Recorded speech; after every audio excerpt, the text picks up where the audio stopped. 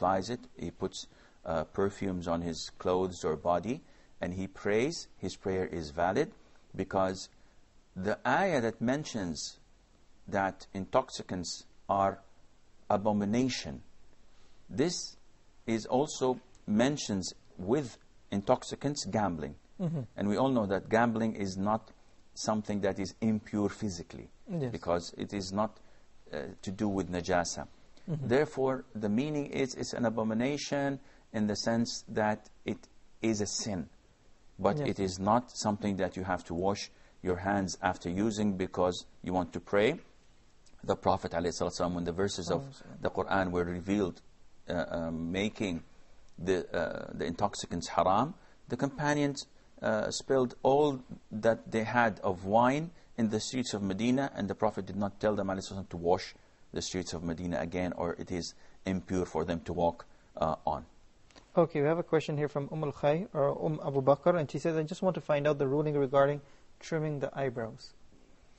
Trimming the eyebrows falls under the category of plucking the eyebrows. And when the Prophet ﷺ, as in the hadith of Ibn Mas'ud, Abdullah ibn Mas'ud, may Allah be pleased with him, when he said that the Prophet ﷺ cursed women plucking their eyebrows and women who do this for them. And some scholars said that this is only for plucking, but trimming it with scissors or shaving it altogether, this is okay because the Prophet did not mention this. The other scholars said, well, the Prophet does not have to mention every single thing, and he just tells us the guidelines and we should follow. So the majority of people or of women at that time used to pluck the eyebrows, and very few used to cut short or even shave. Therefore, the ruling stays and remains the same. The Prophet said ﷺ, at the end of the hadith of Abdullah bin Mas'ud, those who do this, seeking beautification and changing the creation of Allah. And this is exactly what a woman who plucks or trims the eyebrows is considered to be doing. Now, having said that, there is an exception. If a person's, a man or a woman, eyebrow gets too long to the extent that it becomes harmful, it goes into a person's eye, then in this case it is permissible to cut it. Okay, we have a question here from Nuskia from Saudi Arabia, and it says, is there a sahih hadith, an authentic hadith about performing Salat al-Tasbih? And if there is, can a person perform it on his or her birthday to thank Allah Almighty? First of all, the Prophet ﷺ used to fast the day on Monday. And when he was asked, why do you fast the day of Monday? The Prophet said ﷺ, it was a day that I was born in, and it was a day that Allah revealed to me in it. So, this is his form of thanking Allah Azza wa Jal by fasting. Yes.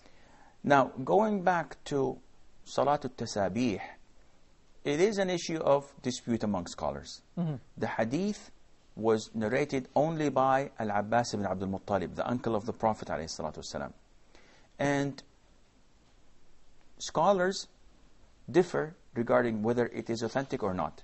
Shaykh Al-Albani, Shaykh Al-Arnaut, they are scholars of hadith. They confirm that this hadith is authentic.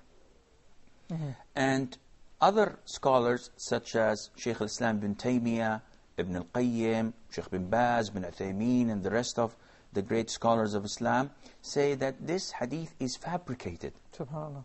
And when you come, it's extreme right or extreme left.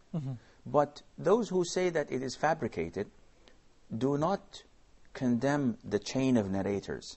They say that the chain of narrators are excellent. The problem is with the context of the hadith itself. Because, first of all, a hadith that has so much reward, yet throughout the history of Islam, no one has done it except Al-Abbas. What about the companions? The hadith, first of all, states a strange form of performing a salah, which is not like any other prayer. Secondly, it gives the reward to whomever does it every single day as the reward of a person who does it once in a lifetime. So if you do it every night, or you do it every week, or every month, or every year, or once in a lifetime, you get the same reward. And thirdly, they said that the Prophet ﷺ, when he taught this to Al-Abbas, no one of the companions had ever done this. From these reasons and many other reasons to that, they came to the conclusion that this hadith was fabricated. Therefore, personally, I think that no one should ever try it at home. This hadith must not be applied because it is a fabricated hadith, and Allah knows best. Okay, we have Sister Fatima from the United Kingdom. She says, what does Islam say about contraception? Contraceptions are permissible when taken for a legitimate reason and when not affecting the health of those taking it. So the most essential thing to pay attention to is that a woman should not take these pills if they are harmful. And to my knowledge, the majority of such pills are harmful. They cause breast cancer, they cause high blood pressure, and they change the mood of women, as we can see that. Secondly, if taken for a legitimate reason, in the sense that a woman would like to keep intervals between pregnancy. So she delivers a baby and she would like to have 2 years or 3 years to breastfeed the child and to take care of it, and she becomes strong again to be able to conceive again. Inshallah, this is permissible, providing that there's nothing harmful for her health. But to take it indefinitely and just to say, I don't want to have any children anymore, this is not permissible. Okay, her second question is with regard to that. She says, is it acceptable for me not to have kids until I have my stay in the UK? I think about she's talking about her permanent stay. If it's something temporary, if it's a 6 month, a year, couple of years, and her husband is okay with that, inshallah, it's okay. But if it's indefinite again, no, this is not permissible. Okay, I have a question here from Brother Adam Ibrahim, and he's from Nigeria. He says, but regarding the cutting short of prayers whilst traveling, he says, my job is in another tongue. I travel daily, and is it okay for me to do qasr for these prayers every day? If it is actual traveling, yes, it is. This is the sunnah, even if it's your job. So if someone is residing in a city and he travels like 300 or 400 kilometers a day and to another city, and the people in both cities consider this to be traveling, then it is permissible for him to take the rukhas, the permits of traveling, such as qasr, shortening the prayer, or jama', joining the prayers, providing, as I said, that this is the custom. They know that it is traveling. But if it's something like 100 or 150 kilometers, and people do not consider this to be traveling, they consider it to be the suburb of another city. For example, Mecca and Jeddah.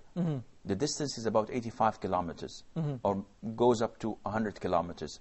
We do not consider ourselves traveling when we go to Mecca. And the people of Mecca don't consider themselves traveling when they come down to Jeddah. Therefore, we don't shorten and we don't join the prayers. Okay, his second question, he says, I was forced to accept a mortgage for my house, but now I decide to sell my house to free myself of the mortgage settlement, which involves interest. He wants to know how genuine is his action, but this is regards to that he would be losing his house.